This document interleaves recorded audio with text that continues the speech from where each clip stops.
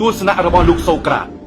1កតេបណ្ឌិតតែមួយគត់របស់យើងគឺការទទួលស្គាល់ថាខ្លួនឯងមិនចេះអ្វីៗទាំងអស់2ក្នុងលោកនេះអ្វីដែលល្អបំផុតគឺមានតែមួយគត់នោះគឺចំណេះវិជ្ជាហើយអ្វីដែលអាក្រក់បំផុតគឺភាពអវិជ្ជា3មនុស្សខ្លាំងនិយាយពីគំនិត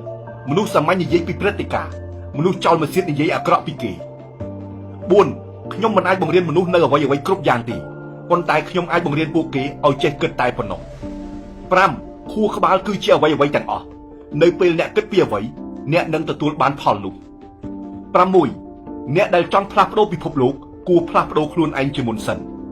7ខ្ញុំជ្រើសរើសយកចំណេះវិជ្ជាជាជាងទ្រព្យសម្បត្តិព្រោះទ្រព្យសម្បត្តិមិនថិតថេរឡើយ8ការយល់ពីសំណួរគឺស្មើនឹងការដឹងចម្លើយពាក់កណ្ដាលរួចស្រេចទៅហើយ9ការងឿងឆ្ងល់ច្រើនជាចំណុចចាប់ផ្ដើមនៃគតិបណ្ឌិត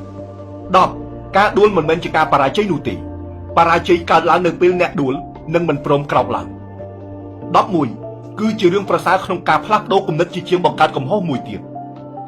12នៅពេលខ្ញុំរៀនកាន់តែច្រើនទើបខ្ញុំដឹងថាខ្ញុំយល់កាន់តែតិច13ជីវិតដែលគ្មានបទពិសោធន៍និងការឈឺចាប់មិនមែនជាជីវិតឡើយ